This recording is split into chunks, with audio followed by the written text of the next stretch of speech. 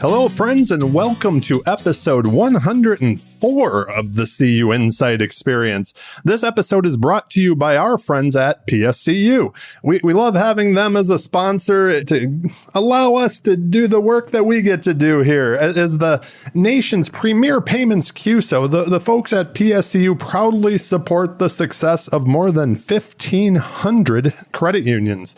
My name is Randy Smith. I'm one of the co-founders of CUInsight.com. And I'm lucky enough to have conversations with the best and the brightest of the credit union community to bring them to you. I get to pick their brains and see if we can't find a few nuggets that we can all learn from. My guest on today's show is Sundie Seefried. Sundie is the president and CEO of Partner Colorado Credit Union.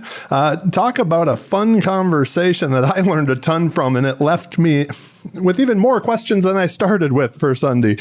We talked a lot about leadership and her process to innovation and taking risk. You know, there was a part where she talked about getting buy-in for big ideas for her board that I think we will all learn from. It was a cool part of the conversation. Of course, we talked about cannabis banking as, you know, more and more credit unions explore that space.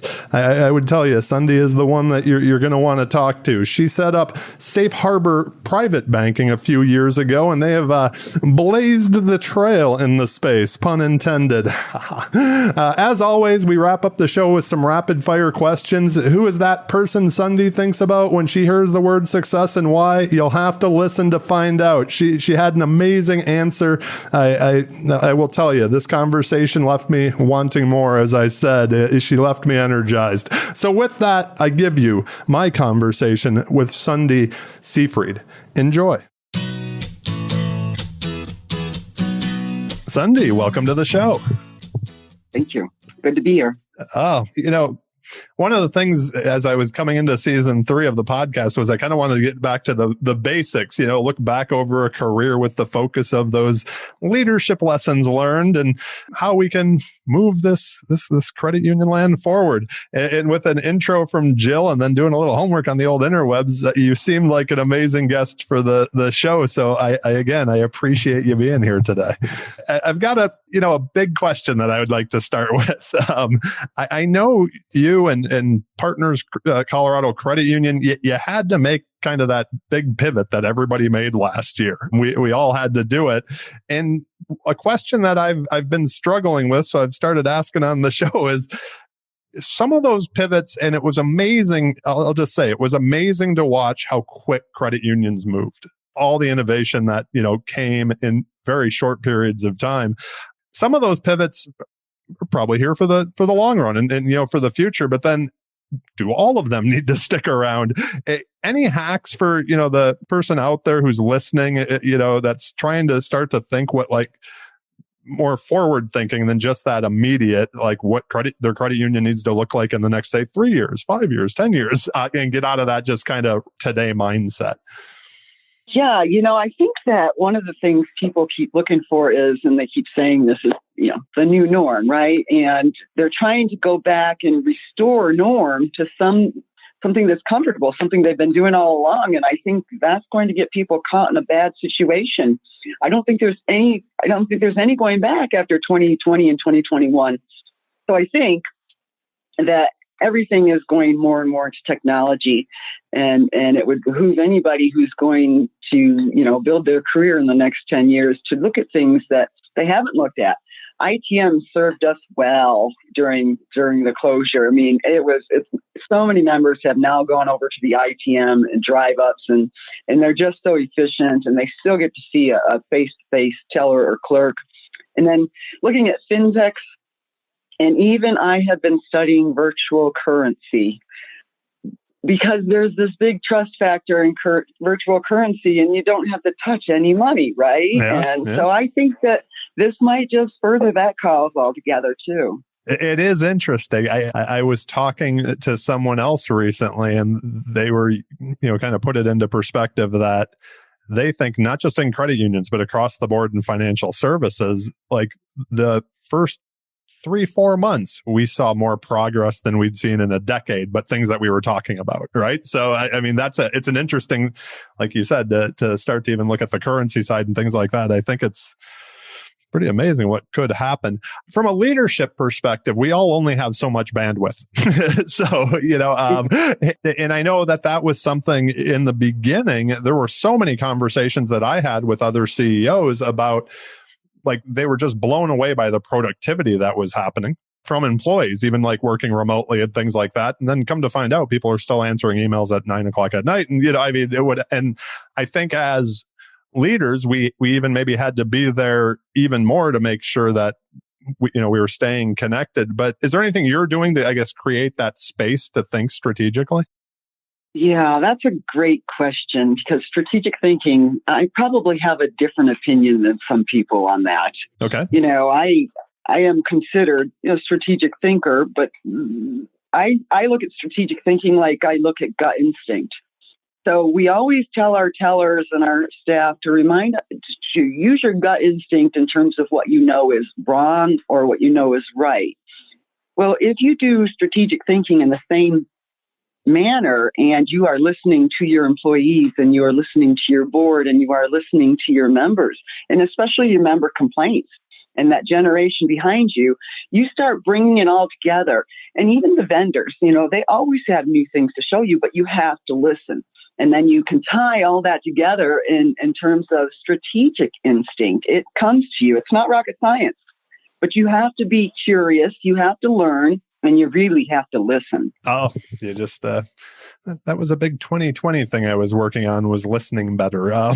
So I don't know why it took me 46 years, but it did. Something you mentioned in there that I'd like to, just before I move on, I'd like to ask you about is, like, as a CEO and as a leader, you mentioned like listening also to the people, to the younger folks that are coming up in the organization. Is that something that you have channels in place to do to make sure that you're hearing that next generation? I've always said at CUInsight, I love having people much younger than me work here, because they're the ones using the technology that I'll get to, at some point. So I want to make sure that we're doing the best things and communicating the best way. Is there a way, I guess, that you're listening to employees, maybe say outside of the C-suite? Yeah. So, I would say about 7 or 8 years ago, we implemented a full culture. It took us 8 years to implement a culture that was, employee-centric, member-centric, and benefited the corporation, of course, at the same time. And one of the things that really took was a commitment to hiring from within and promoting from within and grooming from within. And we also heard about how many executives were not going to be around in 8 or 10 years. And the best thing you can do is ensure leadership for that time frame when it was going to be difficult to find leadership. So we started creating positions, a higher level AVP position specifically, to start moving them and seeing whether they had some strategic thinking in them and whether they had the commitment to move forward. And we started training them to think more strategically. And I'll tell you what, I think there are only 2 positions in our 14 senior managers that have been hired from outside. Wow. And so, just that type of culture encourages them to own the organization. And I think they really step up to the plate when that comes. But you constantly have to say, I need to hear your thoughts, because I'm probably the older generation here and a little slower on the uptake. But, constantly you want those younger people around you, talking to you, complaining even, right? I don't take complaints in a negative way. I take them as an opportunity to do something right that we're not doing right. So you mentioned the culture change there, that being a process. Was the training there beforehand, or was that something that you had to implement just across the whole organization, the credit union? It took, like I said, 8 years. And the reason it took 8 years was because I wanted to make sure the employees knew it wasn't a management fad, right? We were going to do this. And you're going to help create this culture. And that's when we really started hearing from, the informal leaders and the people who have really good ideas, kind of weed themselves out. No, it wasn't there. But it is definitely there now with several channels where employees can speak, and they know they can speak their mind. We have another thing in our culture that's you can say anything you want. It's how you say it, because tomorrow we have to have a good relationship still. That's true. That's a big thing right now, I would say, in the world we live in. One of the things that, like, I'm a big believer that we are kind of shaped, who we are by the people we choose to surround ourselves with. Who does Sundie surround herself with? And how have those people, whether it's mentors or friends or family, like, how have they helped shape you and your career? Wow.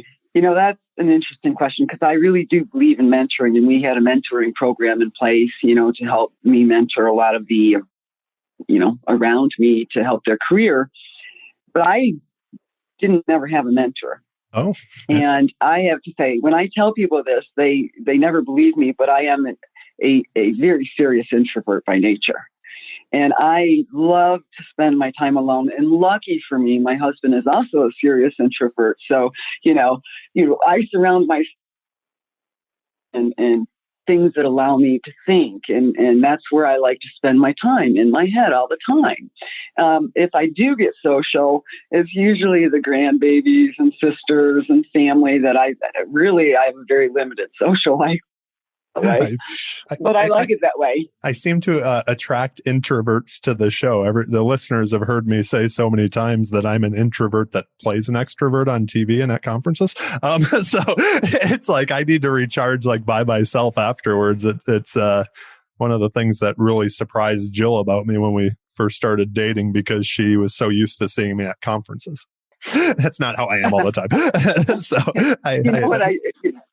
I tell them, people don't believe me. I say, no, the board pays me to be an extrovert at the right time.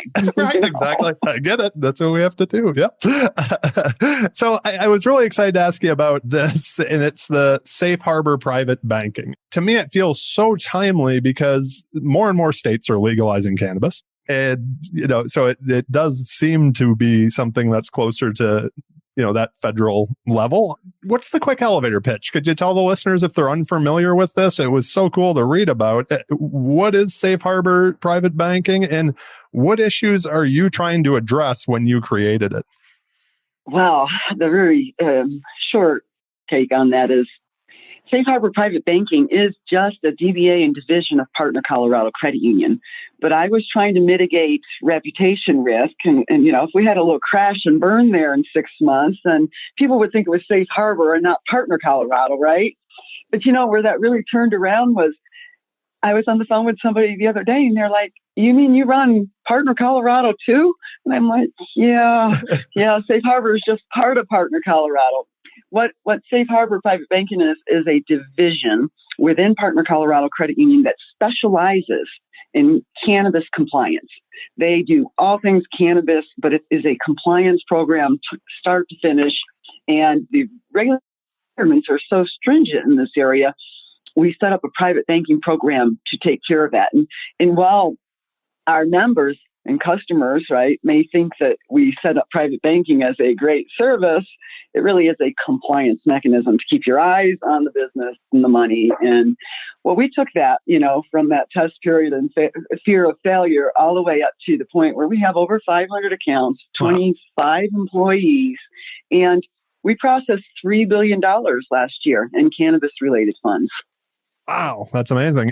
This next question comes, I was reading a recap of a panel that you were on, and it was interesting to me to think about, and you're talking about the compliance issues there of filtering through. I'll be honest, my knowledge of this subject is so limited, but the idea of an industry that at one point in time, and in many places, is a black market industry going to a legal industry.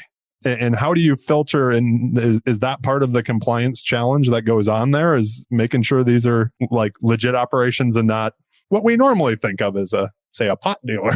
So yeah. I think when we first got into the business, I think a lot of people kind of shied away from it because they all thought basement smoking their own stuff, and they probably looked like hippies. And the fact of the matter, it was completely not that way. I think that was probably one of my biggest shocks too, was the sophistication of the industry when we got into it. And then I'm like, oh, you can't afford to fail because these people deserve to have bank accounts. The real issue that I think we fight right now is the legacy funds. And legacy funds are those funds that were earned during a black or gray market area and time frame, and they have no documentation to support it. So there are hundreds of millions of dollars of black market money, legacy funds, trying to make their way into the financial system, hiding behind legitimate businesses one way or another. So it is a very difficult task to make sure that you don't have any of that. That's why there's heavy duty monitoring and validation processes, and it's a complete compliance program. The best way we have found is reputationally that we have such a rigorous compliance program and requirements to get in. It takes somebody 2 to 3 weeks just to onboard for an account. But you know what it does? It helps those bad guys, bad players, illicit players, self-select out. Yeah, I can imagine. If you're going to spend this much time looking at me, you're going to spend too much time looking at my money. That's for sure. Is there still some hurdles that need to be addressed? I would just say that standardization of examination, right? We have a credit union on the East Coast, and they are going through an exam, and they're finding regulators are kind of interpreting the FinCEN guidelines the way they want. We've been doing it for now our 7th year, and we've been through 15 exams so that we were interpreting it to an acceptable level of regulators. But, we're in 2 different divisions. And so I think the big issue is going to be trying to get some examination standardization upon which all financial institutions, even between FDIC and NCUA, can rely. That makes a ton of sense. Yeah. Big picture, is there something that you think credit unions need to do fundamentally different to stay, relevant in this ever-changing world that is financial services? Yeah, that's a good time. You have some good questions here, but I'm going to be really candid. The status quo won't work anymore. It just won't work. And we have a lot of CEOs in their retirement years who just don't want to take risk. But risk is what we do. Managing risk is what we do all the time. And following isn't going to work anymore. So you have a lot of credit unions who will follow behind another successful credit union. But, the smaller the credit union, the more risk you end up having to take because you're competing with these large entities. So I would say that breaking the status quo is really important here, and thinking outside the box. And, that goes back to that strategic thinking. But the problem with thinking outside the box and strategic and visionary thinking is it's not well accepted all the time. Right. People don't like what they would consider a maverick. And, you're doing your own thing, and you could harm the reputation of the credit unions. And I'm like, yeah, well, but if we don't do that, we've got to get outside our box. So you have to educate regulators. You have to tell them how you're going to protect the financial system. But even our peer group, they don't want to see people break out of the norm. And so they're not really encouraging to each other. I think it's becoming a little more competitive that way. But I think if you want long-term survival, you've got to get way out of the status quo and take a few risks. Yeah, I couldn't agree with you more. Recently I was listening to the audiobook of Thank You for Being Late. And he was talking about it in that book about how quick everything is moving just across everything, whatever it happens to be. And that if we're not like these constant learners that are constantly doing new things, because by the time something is accepted, there's already something else that's being accepted. And it's just moving very quickly. So yeah, we don't have the time to wait for others to try it out for us first, and I think that ties into what you were saying. And it's scary. It's scary to take a look and take a chance. And that's where, my board and management team are, let's get out there and try it. Hey, worst case scenario is this. And can we live with worst case scenario? And if the answer is yes, take the risk, jump out there and be willing to fail and live with worst case scenario. So you've just got to have plan A, B, C always in place. Okay. So now I have another question that I know people listening would, get mad if I didn't ask. Was your board willing to take that risk all along, or did you have to kind of massage your board to get them there? I mean, are you speaking specifically to cannabis banking? Just in general, were they a risk-taking board? Because, I've been on a CEO call through this entire pandemic, and one of the things that's come up over and over from different people on that call is where their board's just risk averse, or their board is just by the numbers, and they're asking others, like, how do I get my board to move more, and the things of that nature. So I guess when you came in, it was your board. My question's kind of that, like, was your board like, let's go do things, that type of a thing? Or did you have to, get them over, to take these kind of risks that you're talking about, as long as you're like, we can accept the downside? Was that always their mindset? Is that why they hired you maybe? Or is it something that you've kind of had to bring to them? I'm a no surprise manager. I don't like surprises, and I don't like to give my board surprises. I've never asked them to approve something in a board meeting that we haven't spoken about for many months, if it's a big strategic move. Yeah. And it's an education process. And my job as a CEO is to bring them options. We can do A, or we cannot do A, or we can do B, right? And here's why I think A is the better channel. And we'll educate them 3 months in advance of asking for an approval, so that they know what they're approving and why they're approving and how we're going to do this. So I always really believe in board education and then allowing them to understand the risks. I think if we just think management's going to write up the proposal and say, this is what we need, and go in there blind, you're not going to get the best decisions out of the board, and they'll get nervous. So you got to build that trust, education, and, the results follow. People often mistake that for a rubber stamp board. I would say people probably would like to say that about my board, because I bat really high in terms of, moving forward. But I spent, even on cannabis banking, I spent 6 months educating the board before we moved that forward. That's, I think that's powerful stuff you just said there. I think people are going to take a lot from that. I'd like to move on to your career journey. Most of us didn't grow up thinking credit unions. That's where I want to, that's the direction I want to go. Do you remember that moment when you were like, this credit union thing, this could be a good career path for me? You're so right about where you end up in life isn't where you think you were going to end up in life. And we still have this family joke about me, because all I ever wanted to be was an ice cream lady. Awesome. I still get a hard time from my family on that, but I'm going to retire and get a Dairy Queen. I'm going to get there.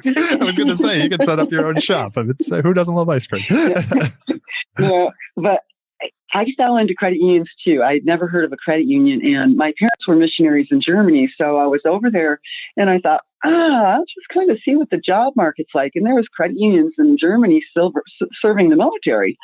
And so I just kind of went in. I got in the IT department. That was where I was already specializing. And, when you're in IT, you learn everything about a lot of different things and how things work. And from there, I went into training, and then I went to branch management, and then I went to VP of marketing, and just, by the time I finished, it was under my skin, and I loved it. That's amazing. Okay, so you had a lot of exposure in a bunch of different areas of the credit union too, it sounds like. So what was the inspiration for taking the gig as, president and CEO of Partners Colorado? And the follow-up question I love to ask is, how has that inspiration changed once you got that office, once with time on the job? I don't think that CEO was where I was going to be, at the end of my career. I don't think in the beginning it was that way. But every time I ran into a problem or a challenge, I took that bull by the horn, and I learned it, and I studied it. And, it was a $100 million credit union when I started as VP of operations at that point in time. And you find that, in the smaller credit union, you wear a lot of hats. Yeah. And I was that person that I like a good challenge, and I like to learn a new thing. So, opportunity was what other people didn't want to do. And I'm like, I'll take it. I'm on it. I'll create this. I'll create the fraud department. I'll create the call center. Just every chance I had, the ERM program. It's work to learn that stuff. But by the time my predecessor retired, and I always encourage my staff, get to school, finish your degrees. It's always going to be where you need it. And so by the time she retired, I had a good buildup in my resume of things that I'd done, and I knew a lot of different things, except probably, I'm not the best CFO. I wouldn't tackle that job ever. I wouldn't want it myself. My MBA, I went to get my MBA in my weakness, which was finance. So, I compensated. But, by the time... I have a finance degree and my weakness was finance. So I don't know. Yeah. So by the time I, finished just reaching for everything I could learn, it built the resume that helped me get the job. Yeah, that's awesome. So were you always like that? I mean, even before your career, were you always that sounds like you constantly want to learn or experience new things? Was that something like even growing up, or? I think for me, it's a challenge. I like a challenge. All right. I like to fix something that's broke or solve something that needs a solution. But yeah. Very cool. A question that I added, because I know a lot of people have been talking about it, it seems like recently, is this idea of purpose. And it's not tough to find purpose in credit unions, but is there something that you do to make sure that, like, whether it's personally or professionally, that you feel like what you're doing has purpose? I do. And I think that's probably why I stayed with credit unions for my career. Never once, do I ask the employees, if we've got a problem, what's that going to cost me first, right? I said, did we make a mistake in the fee schedule? But what was the intent? And how do we do the right thing here? Whatever it is, do the right thing. And, I think that is always something that credit unions look out for their members, and then they'll figure out the rest. So walking the walk and, doing the right thing is where I really, really care about being in a credit union, to make sure that, the members are taken care of like that.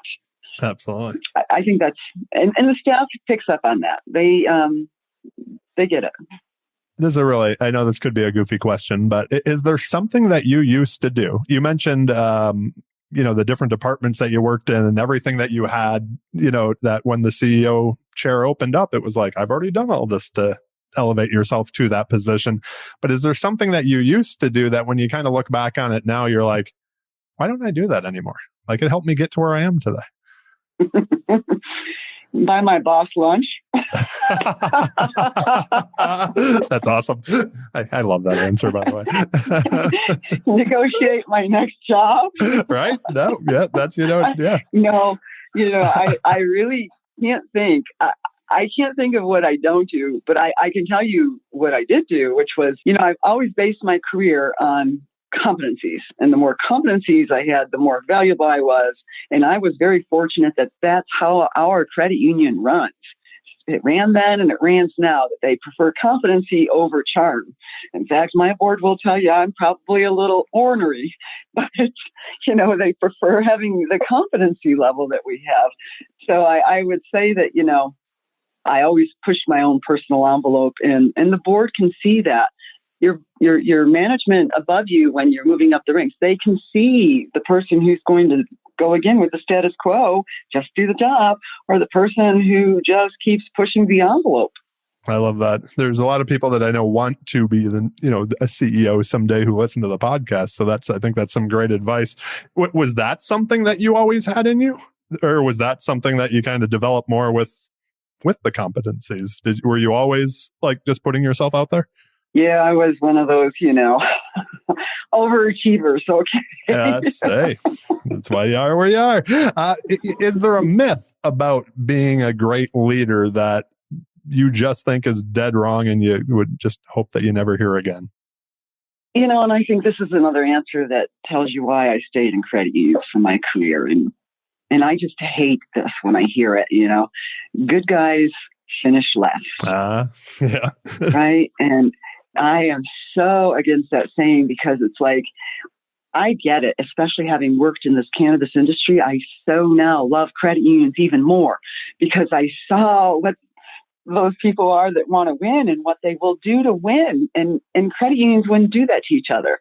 So, I mean, it's only reinforced how well credit unions, even if we think we're getting competitive, we still work together. Because when you get outside that nice little pond of ours, you've got these people, and if they can't create, they will steal from each other. If they can't compete, they will destroy each other. And I'm like, you just have to push through that kind of stuff, but you're finding yourself in a completely different ocean or lake at that point in time, and you're like, I just want to go back to credit union land, please. Right? Yeah.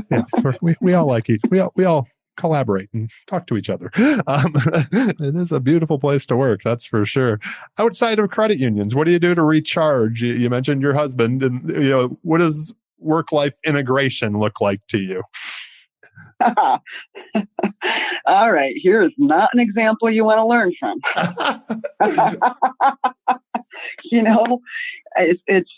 But then again, this project has just consumed my mind. There was just so much creativity required out of it. But if I want to recharge, what I do is I oil paint and I draw and I listen to my books on tape and I get some solitude and really do recharge when I can. But, pretty much I do some quiet things. Again, not a big social life, and I like the challenge of thinking. I love it. I'm going to circle back on that here in a minute, because we're towards the end of the show where we like to have a fun with some rapid fire questions. The questions are rapid. Your answers don't have to be. Is there something that you've said no to that you're just sure glad you did?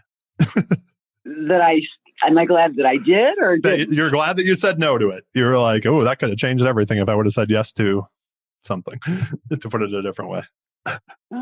Something I said no to. Oh, I know.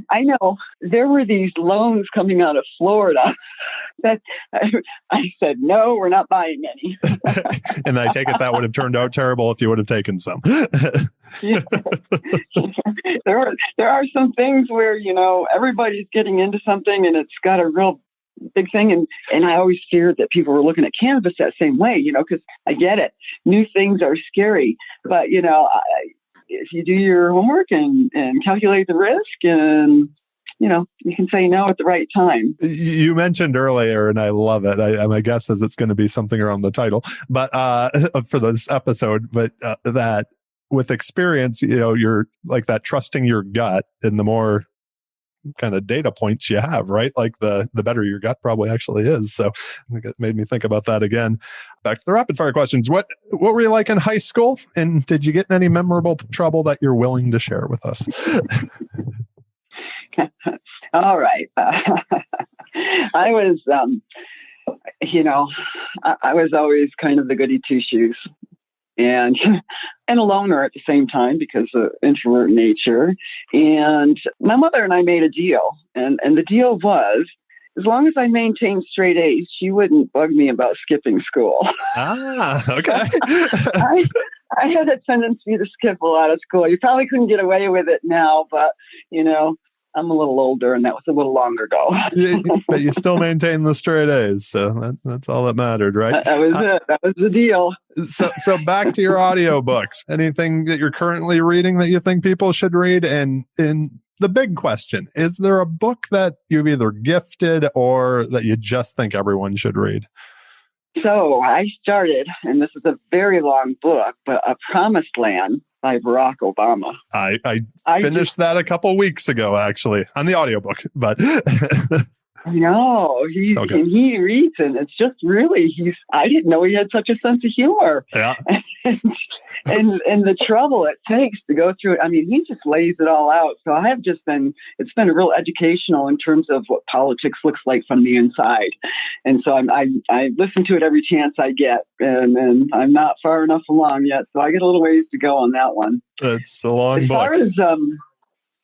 As far as a book that I've gifted or, made my senior team read, and anytime they get some kind of trouble in their team or, I say, read this book because it's The Sociopath Next Door. It's a really short read, and I know that's really bad, but if you think about 1 in 24 people is a sociopath, and everybody likes to give them this real negative label, well, all sociopaths aren't the same. And this book kind of takes that apart, and it kind of says you deal with what you get. Now, there are the negative ones, right? The ones you don't want on your team, the ones that will be very divisive and harmful. But, not every sociopath should be put in that same negative perspective. And I think this book kind of teaches people that. I love it. I know it's awesome. A weird one. Oh, no, I like the weird ones. And that's one of my favorite answers to that question, by the way. So there's a question that first, the random question. I'm not taking it out because we make a nice playlist out of it. But what's the greatest album of all time? Pink Floyd, Dark Side of the Moon. It has been mentioned before. I cannot argue with you on that one. Yeah. I had a hard time between that and Poetic Champions and Organic, right? Yeah, absolutely. Wow. Okay, that's good. I like it. So there's a question that I didn't send you in advance. When you hear the word success, who is the first person that comes to mind and why? Success. I would have to say my father was very successful, and he was a public servant his whole life as a missionary. And all he wanted to do was good. And, he did everything from mission work in Europe to starting orphanage projects in South Africa. And I had the privilege of helping him. But, when he passed away, he successfully had purpose. Yeah. And knew he had done good as much as he didn't want to pass away, and nor did we want to see him go. He fulfilled a life mission. So I would say that's success.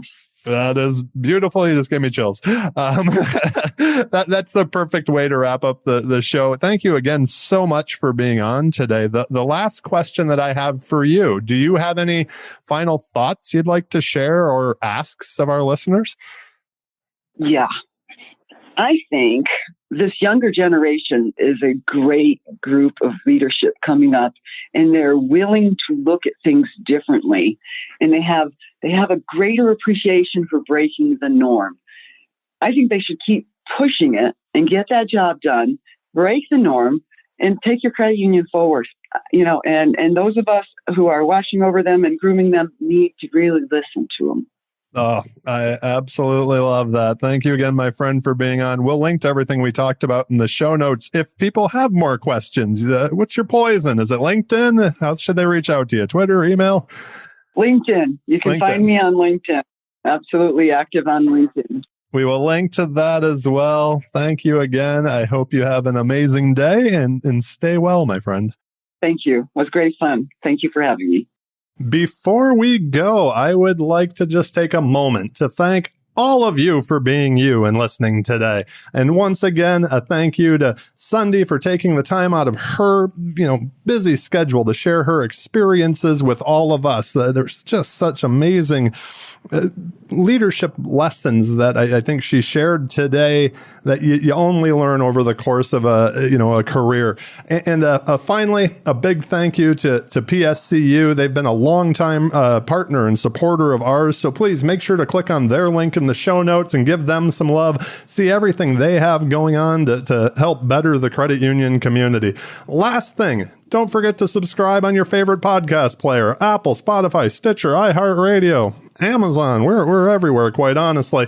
We would appreciate if you took a minute to subscribe, and if you're even feeling a little generous, give us a 5-star rating on Apple. It does help with the visibility of the show. Thank you all again for listening, and have a great day, and be well, friends.